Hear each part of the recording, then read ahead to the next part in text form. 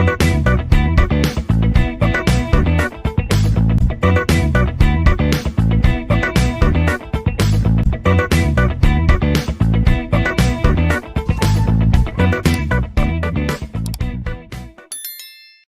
morning, students. The next concept we'll be seeing under the module 4 is regarding the inter-thread communication, suspending, resuming and stopping the thread.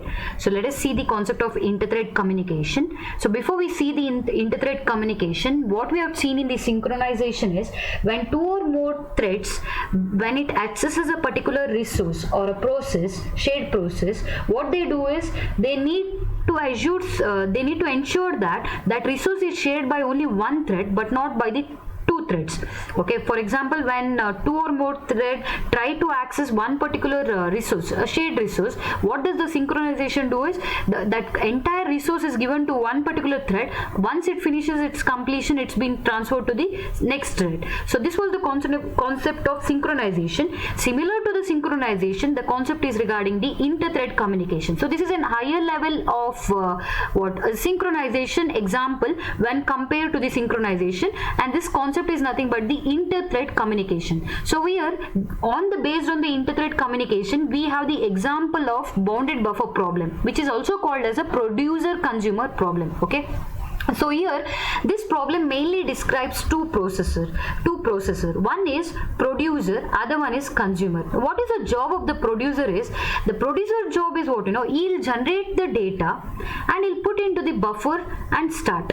So that is regarding the producer job. Now what is happening within this? For example, you have a buffer. Okay, you have a buffer over here. So this is a buffer like a queue. Okay, like a queue. That's what this is a buffer. So this is the buffer you have over here. So what will the producer will do is, for example, I'll tell P for the producer, and for the consumer I'll tell C. So what does the producer do is, this is the entire thing is termed as nothing but the buffer. Okay, buffer. So what does this producer do is, he'll try to he'll produce the data and he'll try to insert the data into the buffer. What about the consumer? He'll consume the data. Consumer will try to, whatever the producer has produced, consumer will try to consume the data. So this is the concept of producer. Producer produces the data, consumer consumes the data. So these two are the processes that is going to happen. So these two processors shares a common fixed size buffer. So this is the buffer, for example, used as a queue. Now what I told regarding the producer, he generates the data, he puts into the buffer and start again. He'll be going on generating the data and he'll go on put into the buffer. Consumer will go on consume the data. Okay, consumes the data and removes it from the buffer. So what is the problem over here? Since it is a shared resource or a buffer used by multiple processes, that is, one is the producer and one is consumer, at the same time can lead to inconsistent state. So we need a solution such that only one process can access the buffer at a time. So this is regarding the problem of producer consumer problem. So what I told, there is one buffer, or you can also call it as one resource. Okay, one processor, one buffer, one resource, or you can call it as one process. So this is the buffer. So what will happen? You have two processes that has to happen. So what is happening? One is producer, he is going on producing the data. Okay, consumer is going on consuming the data. Both are happening simultaneously. If both are happening simultaneously, the resource is shared between both.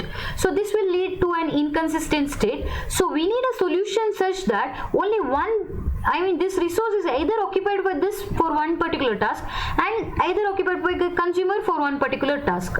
So we'll see how can we avoid this, what are the constraints that are there, then we'll find the solution what can be done. So these are the constraints or requirements to be considered. So these are the constraints or requirements to be considered.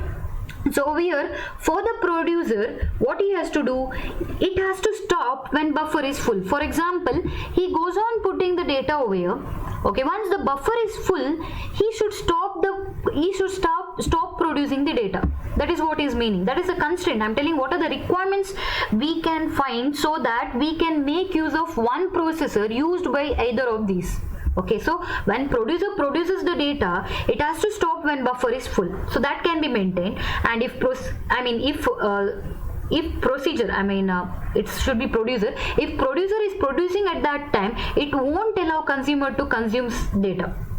Okay, if producer is producing at that time, it won't allow consumer to consume the data. That means whenever one main point is, when he completely producing the data, it has to stop, and when he's producing the data, right, it should not allow consumer to consume the data. Those are the two constraints we should remember in the stage of producer. This is not procedure, this should be producer. Okay, and next is regarding the consumer. In consumer, if buffer is empty, now nothing is there in the buffer, then no need of consumer process has to wait. In case if nothing is there in the buffer, he cannot consume the data.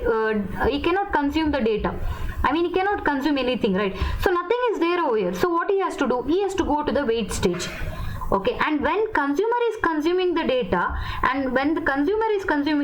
producer should not be allowed to produce the data. So these are the two constraints in each. What you have to do is, when the buffer is full, producer should stop. He shouldn't do any producing the data. And in the consumer stage, when the buffer is empty, consuming the data shouldn't happen. He has to wait. That is the thing. And if the producer is producing, consumer should be quiet. And if the consumer is consuming, producer should be quiet. That's it. So these are the constraints we should note while finding the solution for the producer consumer problem. So this was the problem. Problem was producer was also producing, consumer was also consuming, buffer was one single resource. So we had a solution in such a way that these were the constraints we could follow. So for this particular, the solution what we have built is to avoid polling. That's what, to avoid this particular problem, what we have done is, it includes an inter-process communication mechanism via the wait, notify and notify all methods. Okay, and these methods are all methods as final methods. For example, like final wait, okay, final notify, final wait, final notify, and final notify all, final void, notify all. So these all are methods are nothing but the final methods we are going to use. So here all three methods also, they should called only from within the synchronization text. That's what, these methods can be called only within the synchronized context. That one point you have to remember, and these all methods are final. So this is the solution to the producer consumer problem. So this is the solution to the producer consumer problem. So what are the solutions we have? We have wait, we have notify, and we have notify all. So these are the three solutions that are possible for the previous problem what we have, producer and consumer problem. So what is the job of wait? So what is the job of wait? Now for example, consumer is consuming the data. Okay, consumer is consuming the data. Okay, when I call, now for example, consumer is consuming the data. That means he is removing the data from the buffer. Okay, he is removing the data from the buffer. So when I call wait, now, for example, when I call wait, the calling thread, whatever this thread, consumer, he should stop or he should go to sleep. Okay, he should give the monitor to the producer actually, meaning is whatever the consumer might be consuming now. When I call wait, this consumer should give his monitor to producer. He should give his monitor to producer, and this person should go to sleep. He should go to sleep until the producer enter the same monitor, and notifies him.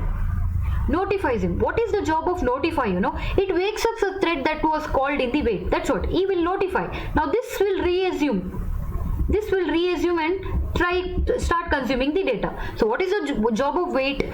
For example, if your consumer is consuming the data, when I call the wait, when consuming the data, when I call the wait method, the producer, what is there? The right should be, monitor should be given to the producer, and this consumer should go to the sleep. Okay, and consumer should be going to sleep, and producer will take place the whatever the job is there, producing the data. Once producer is done, if he's done with the job, he'll notify to the sleeping thread. And what will happen by the notify function? Notify function will give the monitor to the sleeping thread, that is for the consumer. So wakes up a thread and that called wait on the same object. And notify all is what, this is very rarely used. It wakes up all other threads. For example, in producer consumer we have only two processes. If there are more than two processors, what we'll do, when one consumer is consuming the thread, for example, one more producer, and there are something other processors also involved in that. So when consumer is consuming the data, and it is in the wait stage, and if the producer wants to notify both the consumer and other processor what is there, then it will wakes up all the threads that called wait on the same object, and only one of the thread will be granted the access. So this is regarding the what is the problem of the inter-thread communication, what were the problems, what may be the requirements or constraints we had seen here, and what may be the solution for this. This is regarding the producer consumer problem. Based on this, we have a program. So this is an incorrect implementation of the producer consumer problem. That means we are not in this program, we have not used wait, notify, or notify all methods. So this is just an incorrect. So we'll see the output regarding this. Once we are done with this particular program, we'll go back to the correct implementation of the producer consumer problem. So over here, class Q is nothing but, this is the concept of the buffer. Okay, Q is nothing but taken it as a buffer. So within the buffer, what were the things happening? It was producing the data and it was consuming the data. So producer means he has to put the data, consumer means he has to get the data. So here two methods are defined, one is get and other one is put. Okay, one is get and other one is put. So for that we need a data member n, what data has been put into the buffer. So for that we are declaring a data member int n. Then this class Q, whatever is there, you're going to try to synchronize. Okay, so that's why we are using synchronized int get. So you know what is the difference? When we write synchronized, we are going to tell that we are going to get the output as synchronized. That means only one processor enters and that terminates, and then it gives its rights to some other thread. Okay, so I wrote synchronized int get. Then when I use this int get method, I printed whatever the consumer got. Get is used by consumer, right? So whatever the consumer got, I am going to print got n. Okay, n value, return that particular n, and then void put within that int n. Why this int n is taken as a parameter? Because the consumer is producer is going to put the data into the buffer. So int n. So this dot n is an object of your current class, whereas this n is the local variable. So there will be no naming conflicts, right? That's why we are going to when we want to refer to the current object of the class, we are going to use this keyword, this dot n. So this means this is the current object of your class and this is the local variable. So from this n, whatever you passed, you're going to store over here and you're going to print that particular n value. So that is regarding the put and this is regarding the get. So this was under the class Q, what it was defined. Next job is class producer. Now what is the job of producer? Producer is a person who actually produce the data into the buffer, and he implements runnable method. That means void run is being implemented within particular producer class. So producer class can have its own method, then he should have run. Why this run method? Because he is using this buffer. Once he is using this buffer means he is using this processor. If he is using this processor, then obviously he should use the run method and he should insert the data into the buffer. That's why both the producer also should implement the runnable interface, consumer also should implement the runnable interface. So within this I declared QP. That means what? I declared an object of the class Q. Why I declared this object? Because producer is going to put the data. So that put is defined over here.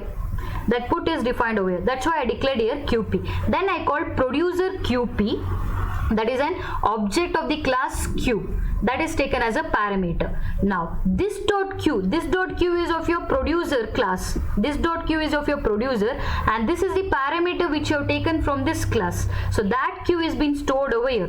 That means what? This is actually the value, whatever the value of what you have put inserted the data. Okay, whatever the put job you have done, that is being stored in this particular value QQ. Okay, so this dot Q is of your producer class and this Q is of your this class Q. Now I called new thread this producer. So this is nothing but your the object of this particular class, which is actually used to run the runnable interface, and this is name of your thread producer, and then I gave start. When I give start, if the processor is available, then directly it will go to the run stage. If not, it will be in the running stage. So when I go to the run, I declared int I is equal to 0. Int I is equal to 0. Okay, while true, when it is running, he will go on putting, producer will go on putting the data into the buffer. So what it has to do, it has to increment. So it is called using this q dot put. Okay, so that's why I created this particular object of this particular class. So q dot put I plus plus. So it goes on incrementing that particular running method and that particular function, whatever the data you're going to insert. Finally you're going to close until when you call the stop. Okay, so this is regarding what is happening within the producer class. So you know, producer is generating the data, so it has to do with the operation of put. It has to do with the operation of put, and that is called within the run. Next is regarding the class consumer. Consumer is the person who is going to consume the data. That means who is going to read the data. Okay, who is going to read the data. So here I called again consumer QP. Why? Because I am going to get the function from that particular Q class, right? So I am going to use the creating an object of that class Q. Then again I called consumer Q as a constructor, and this is an object of this particular class. So that object's Q, okay, will be this Q will be stored. Whatever the parameter you pass, that will be stored in this. Using this, I am going to call the thread for the execution with the name of the thread as consumer, and then I am going to call the start method. So if it is again in the running state, if it is in the running state, so what will happen? It will directly go to the run state. So while true, it will get the value of this particular Q. It will get the value of this particular Q. That means what? It will return the value of whatever is been read, So that is regarding the consumer class. Next class PC. PC is nothing but I just named it as producer consumer within that main. So after that I called Q is equal to new Q. So what is happening? I'm going to create an object of class Q which is which is going to initiate my class Q using new operator. Then I call new producer Q and new consumer Q. When I call new producer Q, what is happening?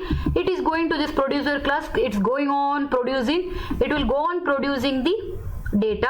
When I call new consumer Q, it will go on consuming the data. So to stop this both producer and consumer, you just need to press the button while running Control Shift Delete in the NetBeans. So that's why I written system out.println, press Control Shift Delete to stop. But this entire program is actually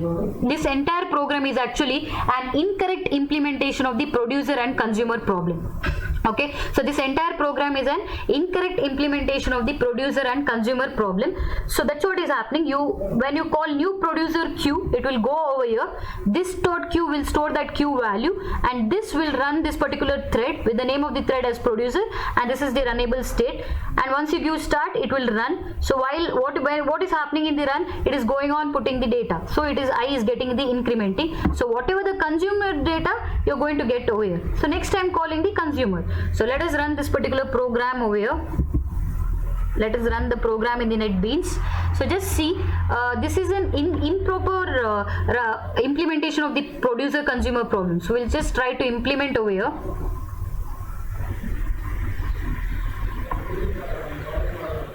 So when you run this particular program, continuously the output will be going on. You can just see. Continuously the output will be going on. To stop this particular program, you are going to use press Control Shift Delete to stop. So you can see here, see continuously it's going put, and again get, it will come. So I'll just try to stop this program. Control Shift Delete in the NetBeans. Okay, Control Shift Delete in the NetBeans. So it will stop. See, build is been stopped. So over here we'll go to why it is told incorrect. I'll tell you. If it is a synchronized, what is happening? Once put should work, put 0 should come. Next get 0 should come. Here again, if you use the synchronized block also, it's not happening. Even if you used here synchronized int get, synchronized void put, and then you call these two methods within this producer and consumer also. If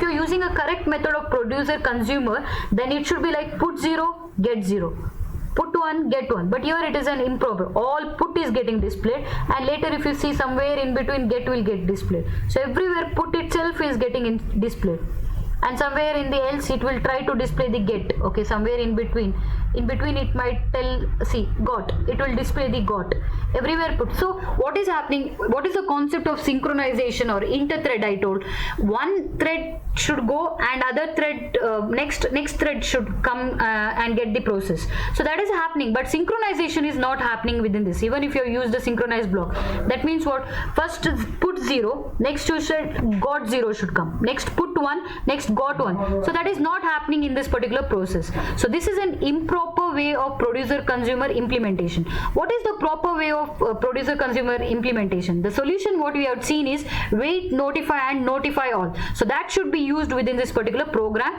Then after that you will get the correct output regarding the producer consumer problem. So this program is regarding the current implementation of the producer and consumer program. So the program is similar to the previous program. Only changes we have done is with the class queue. Rest the rest functions, rest classes like class producer as well as the class consumer, these are kept the same functions what you have seen in the previous program. So within this class queue, you know what is happening with the class queue. Class queue is nothing but the buffer. Okay, within this buffer you're going to produce the data, that is you're going to insert the data from one end, and one more is you're going to consume the data, one more is you're going to consume the data from other end. So the producer is going to put the data, consumer is going to get the data. So there are two functions within, synchronized int get and synchronized void get for the void put for going to insert the data to the buffer. So over here we'll see the class queue. So as I told, within the class queue you are going to do the insertion of the data and you're going to do the extraction of the data. Insertion of the data is done by the producer, extraction of the data is done by the consumer. So within this class you already seen int n. Why this n value? How many data we have put into the buffer? We need to fetch the value. So I'm declaring n, and after that I've said boolean value set is equal to false. Why I'm going to use this value set? Because within this function I'm going to get the synchronized output. As we have seen in the previous program, in proper implementation, we did not get the value like, for example, put was 1. Okay, the synchronized output was not there. Put was 1, get was also supposed to be 1. So it was not happening synchronized. To make it synchronized, I'm going to use the methods wait and notify over here. For that wait and notify, I need this boolean value set. Okay, initially I'm going to set the boolean value set is equal to false. So this value set I'm going to use within the functions. Okay, so next we'll come to the synchronized int get. So who is going to get the data? When I tell int get, it is the person consumer who is going to get the data. So according to the thread implementation over here, that is buffer problem, what is the statement? We can use one processor for only one thread. That means if consumer is going to get the data, then producer should stop producing. So that is the job. Okay, so remember, when get data, it means consumer is getting the data, producer is going to stop the data. Consumer is going to get the data, producer is going to stop producing the data. So that point you remember. Whereas in put, what is happening in the put? Producer is going to put the data, consumer should stop consuming the data. What is happening? That is what I told. One thread can occupy one processor. So over here, when I tell synchronize int get, consumer should work. Process, remember, get means consumer is the main person who is going to work, whereas put means producer is the person who is the main person to work. So over here within this function, while not value set means while true, actually what is happening while true, the producer is producing the data, continuously is producing the data, but consumer still did not get the buffer to consume the data. So while producer is continuously going to put the data to the buffer, I'm calling a wait function. Why I'm calling this wait function? Because I'm telling producer to stop the execution. This wait, now while true, actually while true, right, producer was putting this particular data over here. When within that while true, try catch I have called. So what I'm telling is wait, I'm calling wait. When I call wait, right, I'm telling producer you stop the execution and you go to sleep. I'll tell producer you stop the execution and you go to sleep. And And at this time what will happen when he is going to sleep? I'll tell the consumer you can consume the data. When he is going to sleep, some other thread will occupy the processor, right? So at that time consumer, I'll tell you consume the data, producer is in sleep, and if the sleeping thread is been interrupted, okay, then it is being caught by this particular catch method. Okay, so I'm telling if the sleeping thread is interrupted, I'm telling the catch method to catch that particular interruption. So that has been done over here. So this is now producer is in the wait. So what will happen? Consumer has consumed the data. So whatever the data has been consumed, right, that data is been printed over here. After that, once consumption of the data is done, your value set is set to false. Okay, when it is set to false, you're notifying the producer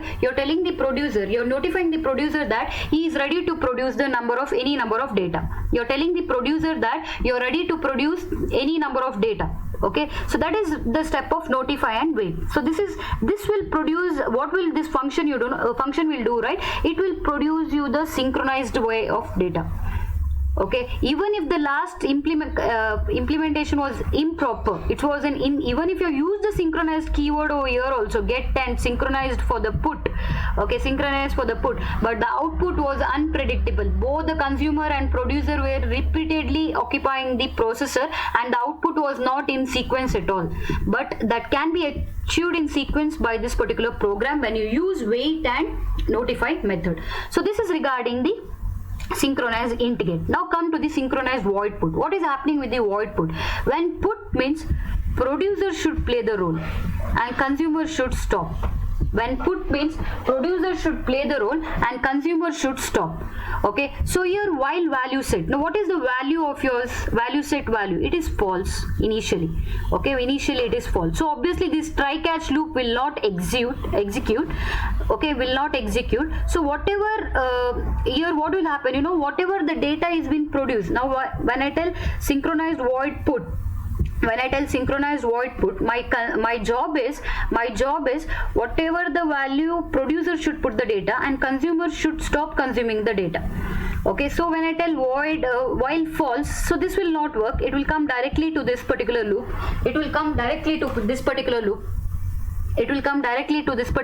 This dot n is equal to n. Now this dot n is equal to n means this dot n is an object of your class Q, and this n is nothing but whatever the parameter you passed over here. Okay, so it is a local variable that you have sent to the put function, and this is the class object. Okay, over here I made again value set is equal to true. Value set is equal to true means what I'm going to tell, when whatever that n is been sent, value set is equal to true means I'm going to tell you can produce the data. So whatever the produced data I'm going to print here. Okay, once I've produced that particular data, then I'm telling notify. I'm calling notify over here. What is this notify doing actually? It notifies that consumer can remove the data. Okay, here this loop did not execute initially it will not, because value set was false, so it will not come to this try catch. Directly whatever the data is been put into the buffer will be printed over here, and it will notify the consumer that it is ready for consuming the data. Notify means it is calling some other thread, you can come and execute and take the data. Okay, so that is the job of notify. After that, for example, second iteration you call the put function. Now your value set is true, right? It will come over here. When value set is equal to true, what it will do, here when it is true, it will call this wait, right? Now what is the job of this wait? It suspends the execution of whom? It will suspend the execution of, when it is true, actually your consumer is consuming the data. It suspends the execution of the consumer until it has removed the item from the queue. It suspends. So what will happen when it suspends? Producer can produce any number of data. Once producer has produced any number of data, he can send again notify function over here, and then he can tell consumer to take the data. So this is regarding the get and put function, which is happening with the wait and notify functions within. After that, you add the same class producer implements runnable interface. Now producer is a person who is producing the data, so within that I call this particular constructor. So this dot q is an object that is being created from the class q. So this is referring to this, and this q is referring to this, whatever the value you pass over there. Okay, whatever the values you're going to pass. After that, I told new thread constructor, with this is the object of this particular class, of this particular thread class, which will be running the runnable interface, and name of the thread is producer, and I'm going to start. So it is ready for the, it is in the running stage, it's ready for the execution, and it is in the running stage. In case if gets the processor, it will go to this particular function void run, and while true means it will go on incrementing the I value. Same way for the consumer implements runnable means he is going to get the data. So if he is going to get the data, I am calling new thread again with the this as an object that is implementing the runnable interface. Then consumer is the name of the thread, and then I'm going to start. If the processor is ready, it will go to the run stage, and it will get the value of the whatever the thread it has been run. After that, class I changed to PC was in the last program. Now fixed, it has been fixed, so class fixed. Within that, I'm going to create the queue object of class queue, which creates an which initiates the which will initiate this particular class queue. I mean, it can allow that object can occupy this particular use this particular void put function as well as the void get function. Okay, then new producer, within that I called this queue itself. So within this producer, I'm calling, why I call this queue, because I'm using the object of this queue itself, this class queue itself within this. So which means within this producer I can call these two functions. So that is regarding new producer queue and new consumer queue. Finally, when you want to stop the program, you can press Ctrl Shift Delete to stop this particular program. So let us see the execution of this in NetBeans. So let us see the execution in the NetBeans. So over here, this is the program which I have fixed. So let me run this particular program. So when I run this particular program, you can see the output over here. The output what you're going to get is the synchronized one. So just see the same program over here. See over here, and finally it will be running continuously in the iteration because we have incremented the I and we have not fixed any value. So let me stop this execution. Control Shift and Delete. So it stopped the build. So you can just see the values over here. I'll just get you from the beginning itself. You can. So it has executed so many outputs. So let me start from here. So you can see here, put 0. Got 0, put 1, got 1, put 2, got 2, put 3. So it is happening with the synchronization way. So this is how the producer consumer problem can be solved. So this is regarding the output execution of the producer consumer problem. Next concept is regarding, the last concept is regarding how can you suspend and resume and stop the thread.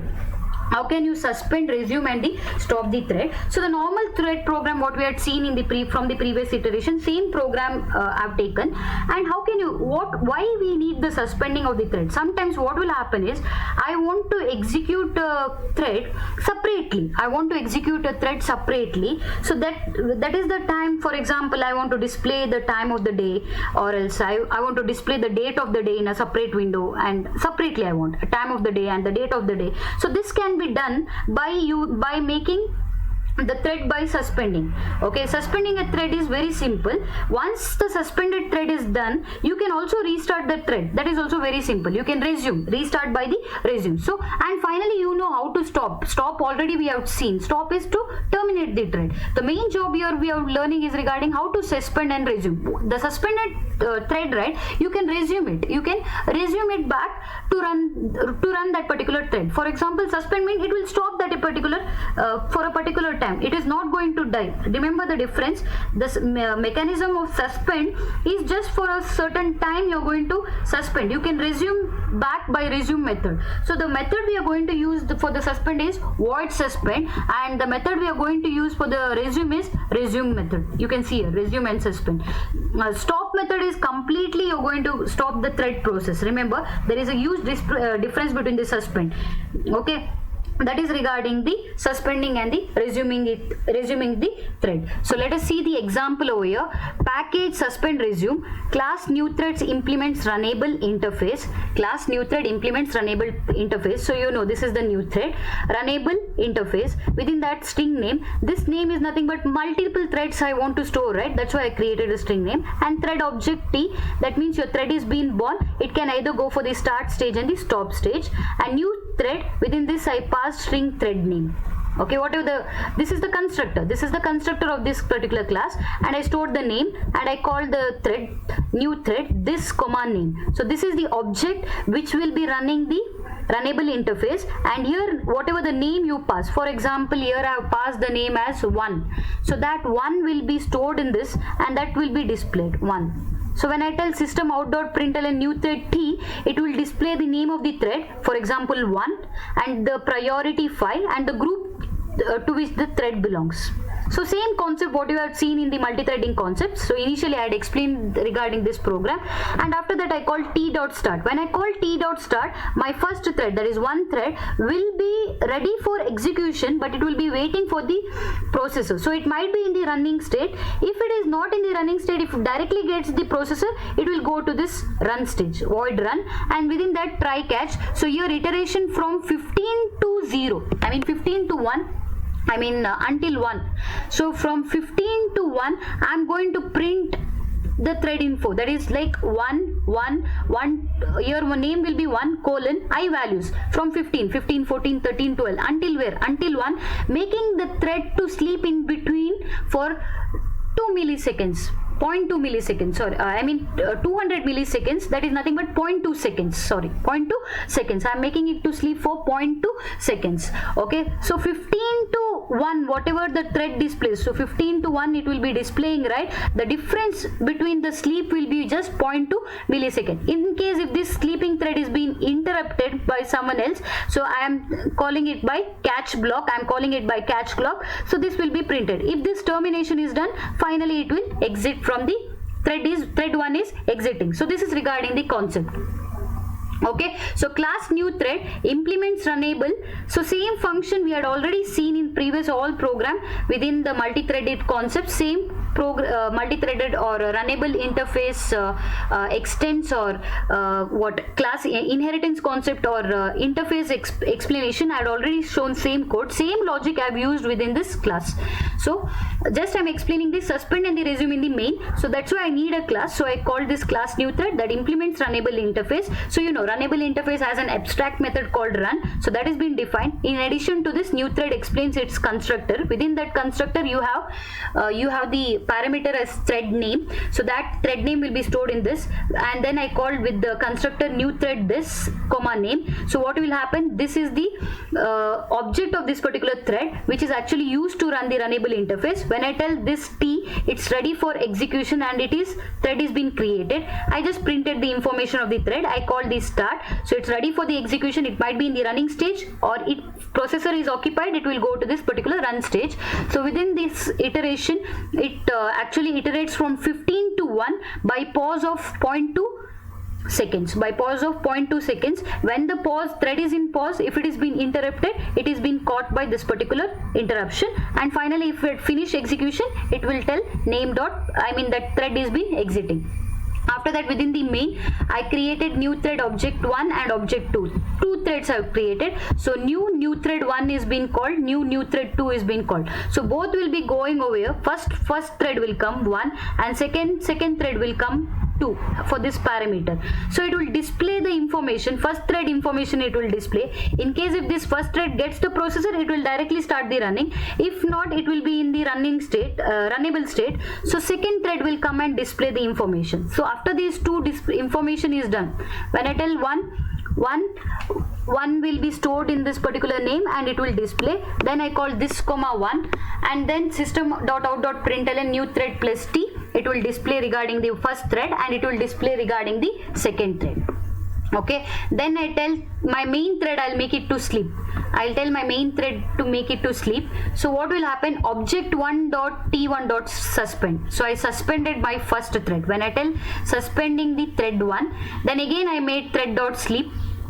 Okay, I made again, when this has been suspended, right, object 2, second thread will be running. second thread will be running, again I made resume. Resume means now, for example, it would have displayed like one, you will understand better in the output. I'll show you the output. For example, first time it would have executed only once, 115 it would have executed. For example, just assume I suspended, so after 15, right, everything stops of first thread. Second thread will be continuously running. When I resume back, it will start from 14 again I suspended second thread over here, resuming thread 1, I suspended second thread, again I made some certain thread, main thread to sleep again, so again I made the resume. So this is how it is happening. So in case if the main thread is being interrupted, that is being caught by this particular thread. And until I finish, I called your join methods. You know what is the use of join.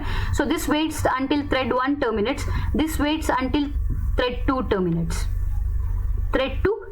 and in case if while terminating, if this main thread is being interrupted, again it will throw the error interruption message, and finally this thread has been executed. So suspend means what is happening, for example 15 is being executed, after 15 it will stop all this 14, 13, 12 iteration until resume is being called, So let me show this function. Okay, let me show this function over here. So this is regarding the suspend and resume. So I'll just run this particular program so you'll understand better.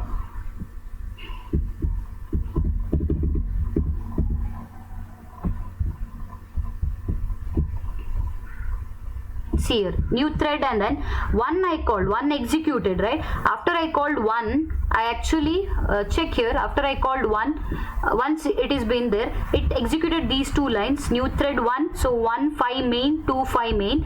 So it got the processor, for example, it first thread got the processor, it started execution, 115 is done, 215 is also done. Okay, 215 is done, 214 is done, again 114 is done, 113 is done, 230. This is not happening synchronized. Whichever thread is getting, it is going to execute. So you can see here, what I did is, at certain time, it was when executed, I made the thread dot sleep 1000, right? That is when the main thread was sleeping for 1 second. When the main thread was sleeping for 1 second, those two threads were executing. That is still here. These two threads were executing, first and second. Okay, why? Because their gap is just 0.2 seconds, whereas our main thread is sleeping for 1 second. So it slept for 1 second. So what I did, I suspended while sleeping. After it finished its sleeping, I suspended the first thread. When I suspended the first thread, where it stopped, 11 it stopped. I just suspended the first thread. Okay, I just made suspended the first thread. So I just put a printf. After that, only 2 will execute. That is 2 will execute. See, 2, 9, 8, 7, 6. Then I again resume the thread 1. When I resume the thread 1, suspended thread was from 11, so it will resume back from 10. Then it will print. Again I suspended the thread 2. Suspended the thread 2. So when I suspend the thread 2, 2 was stopped in 6. So 1 will be executing continuously. Again resuming the thread. So waiting, both the threads will be executing. Finally, I am doing the wait. I am finishing making the execution. Finally, I am waiting over here for both the threads to complete. So when both the threads complete, it has been complete. 2 exiting, 1 execute, and if no interruption, main thread will be exiting. So this is regarding how the suspend and resume works. So this is regarding the concept of multi-threading. So in this session, we had learned regarding the concept of producer consumer problem, how the producer consumer problem works with wait and notify method, and how the suspend and resuming and stopping the threads is there. Stopping the thread is nothing but completely you're making the thread to stop, no more execution. So this stopping threads we had already seen in the previous example. Here I've just shown regarding the example of suspending and the resuming. Thank you.